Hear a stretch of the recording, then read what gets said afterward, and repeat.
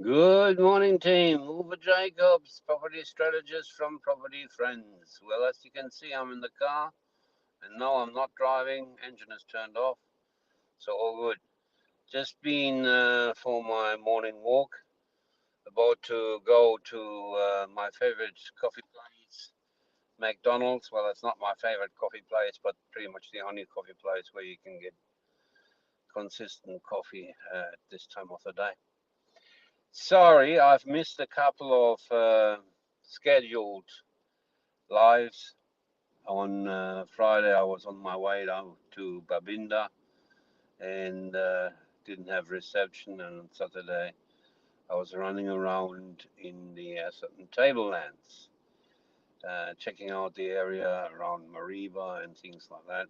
And that's something that I do. Is I always have a couple of areas on the boil that I want to check out and get more information on, make sure that everything is hunky-dory. Okay, so today I was going to give you the summary of Cairns, far north Queensland. The summary in 10 seconds is there is gold in them fields.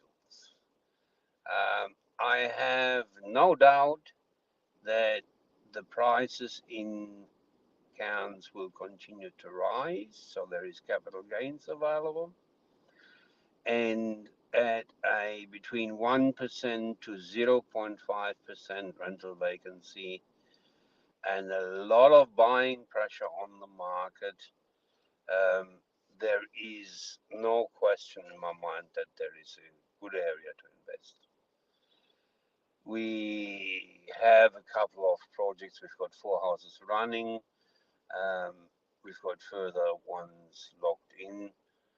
So if that's an area of interest for you, let's have a chat. Let's do a discovery session first to see what best works for you, what best fits where you are at, where you want to go, because that is the important part, not what I have available or whatever, what we can do.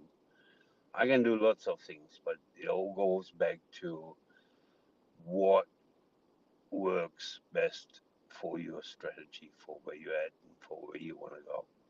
Anyway, let's not get there. So, Cairns. What is interesting to me is the diversions of the market between the north and the south. The north, from if you enter apartments, uh, what's it called? Farm, something or other. I've got a blank. Anyway, north of Trinity Beach. But let's say Trinity Beach price levels, due to the constraints of location, are, I would suggest, between $50,000 to $80,000 more for a comparable house than on the southern side. Let's say Edmonton, Gordonvale, whereby it's very interesting. Gordonvale is fast catching up to Edmonton.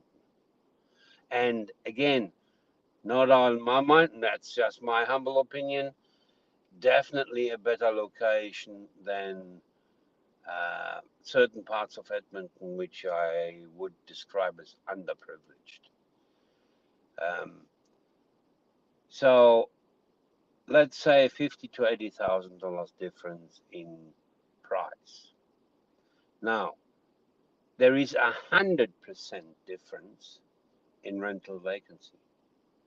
This is how you play with statistics, by the way. Trinity Park has 1% rental vacancy. So that's the north. Cairns has 1% rental vacancy. Now, agreed, this is tight as a drum. Doesn't get much better than that. However, having said that, Gordonvale has 0.5% rental vacancy.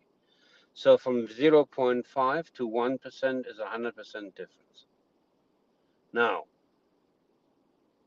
put on top the cherry on the cream, on the icing on the cake, $50,000 to $80,000 cheaper buy-in and the same rental yield.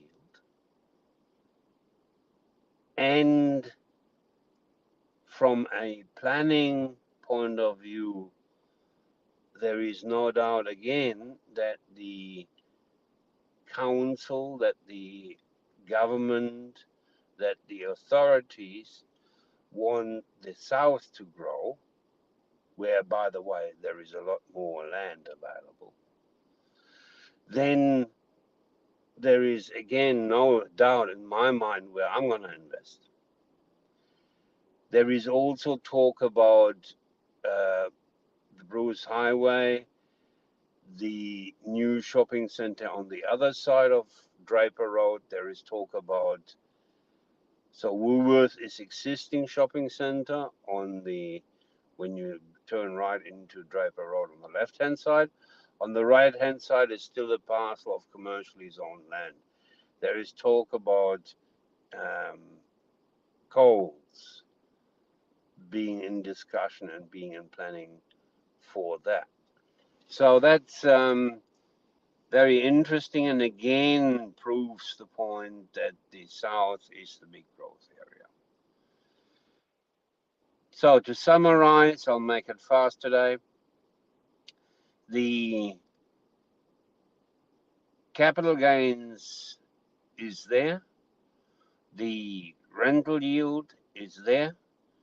The rental vacancy is extremely low.